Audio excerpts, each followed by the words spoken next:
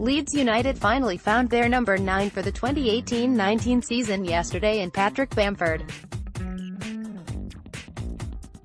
The search for a frontman has dominated transfer talk among fans over recent weeks, with Matej, Vydra and Abel Hernandez, the two players heavily linked with the move to Elland Road for some time. The third established championship striker linked with the club IWA Middlesbrough's Patrick Bamford. Yet this time the move actually went through. So what can we expect from Bamford? And why we Middlesbrough, potential promotion rivals this coming season, happy to say goodbye to him? To answer all the questions every Leeds United fan will want to know ahead of the new season, we have spoken to Teesside Live sports writer Dominic Shaw for the inside story on Bamford at the Riverside. What should Leeds United fans expect of Patrick Bamford? A fine footballer with an immaculate first touch and a lethal eye for goal. A song, Bamford is right up there with the best strikers in the division. And you only have to look back at his record to see that whenever he gets a run of games playing as a striker he scores goals. Patrick Bamford scores his side's third goal and of the game during the championship match at the Riverside Stadium. Image, Richard Sellers, PA Wire. I say that because there was times at Borough when he was used in a deeper role or playing off the wing. It's through the middle as a front man where he's at his absolute best, though, of that there is no doubt. Leeds know exactly what he's capable of, on the receiving end of that hat-trick back in March. That came in a devastating spell of 9 goals in 7 games, a spell which highlighted just how lethal Bamford can be at this level. Why have Middlesbrough sold him, and to a direct rival at that? It's not quite clear, but we are to assume it's to enable Tony Pulis to strengthen in the final stages of the window. Pulis wants 1 or 2 players in, he's made that clear, with attacking midfield the priority, even if Adama Traore stays.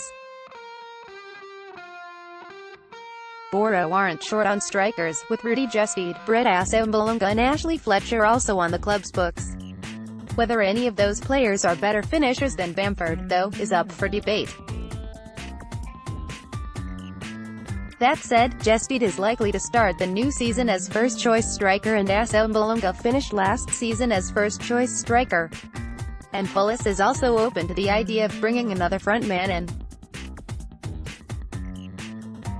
So, despite Bamford's obvious qualities and the fact he showed last season that he can thrive in a Pulis system, the Borough boss obviously feels he can cope without him and use the funds to strengthen departments where Borough are clearly short. What have the Middlesbrough fans made of this move?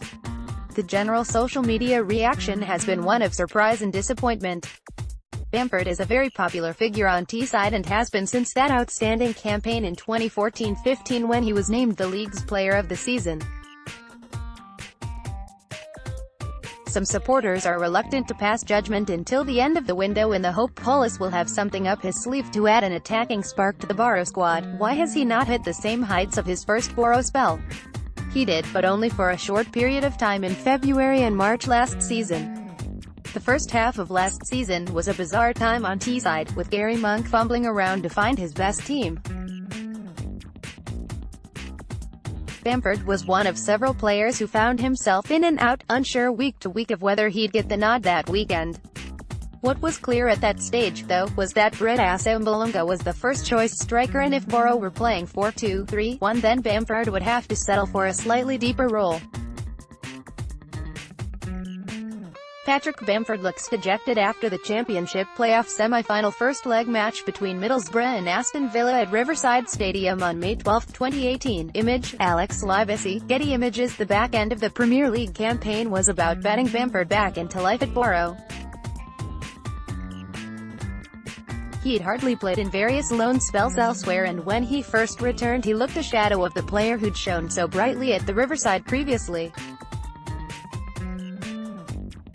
Pulis, though, brought the best out of that player again, courtesy of an arm around the shoulder and a regular spot in the side.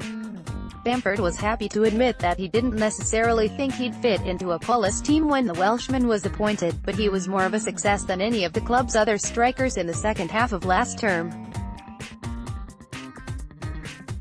The timing of a sickening head blow in a game against Bristol City was terrible. He had to sit out of the following game, which allowed Brett Assombalonga to nail down the striking starting berth in the final weeks of the season. What is Bamford's best role in a team? Up top and leading the line. He has the vision to play as a number 10 and the versatility to do a job out wide, but there's no doubt about the fact Bamford is at his best as the number 9. His excellent finishing ability is wasted in any other role.